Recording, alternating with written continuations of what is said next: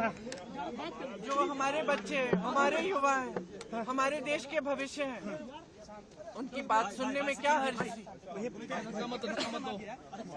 वो एक genuine issue को लेके प्रोटेस्ट कर रहे हैं।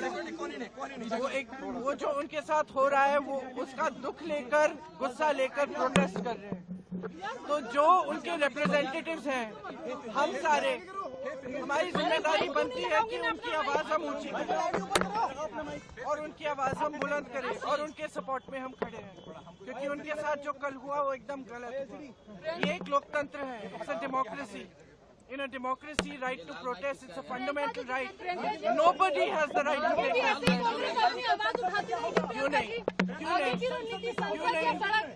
क्यों नहीं? जहाँ पे जरूरत होगी वहाँ हम आवाज उठाएंगे। राहुल गांधी का चेंज हुआ बयान किया, वो डिमांड उनका पहले कुछ और चाहिए था, फिर उन्होंने बोला कि रेजोल्यूशन चाहिए धर्मेंद्र प्रधान का, तो उनका डिमांड जो है वो बदला था प्रोटेस्ट के दौरान। जब पीएम हाउस के बाहर वो प्रोटेस्ट कर रहे थे, सिंह गए वहाँ पर, उन्होंने बोला कि उनका डिमांड पहले कुछ और था, फिर डिमांड चेंज हो गया।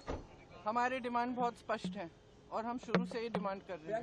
जो एजुकेशन सिस्टम एकदम ब्रोकन है उसको हमें दुरुस्त करना है, उस सिस्टम को ठीक करना है। उसके लिए आप डिस्कशन करो। आप धर्मेंद्र प्रधान, आपको या तो मेरी बात सुननी है, आप सुनने दो भाई, धर्मेंद्र प्रधान जी को रिजाइन करना है, एक डिस्कशन होना चाहिए पार्लियामेंट, और जो स्टूडेंट्स प्रोटेस्ट कर रहे हैं उनकी सुनवाई होनी चाहिए। हम कहते हैं, हम पार्लियामेंट में हम क्या कर रहे हैं, कौन सी बिल आ रही है, फिर से वंदे मातरम की इज्जत की बिल आ रही है।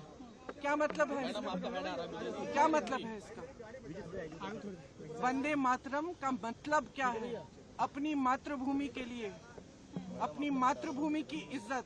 तो ये क्या है? हमारी मातृभूमि लोकतंत्र है। ये बच्चे कौन है? इन्होंने तो डाला है हमें संसद में, इन्हीं के तो वोट से हम पहुंचे हैं संसद में। संसद उनका है, लोकतंत्र उनका है, देश उनका है।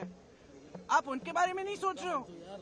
उनके लिए बिल क्यों नहीं आ रही है? एजुकेशन सिस्टम के ओवरहॉल के लिए, एजुकेशन सिस्टम में जो पैसे खर्च रहे हैं 1.4 लाख करोड़ रुपए, आपने कभी सोचा है अडानी और अंबानी के लोन कितने माफ हुए? 16 लाख करोड़ उनके लोन माफ हो रहे हैं। और एजुकेशन, पूरे देश के एजुकेशन में आप 1.4 लाख करोड़ डाल रहे हैं।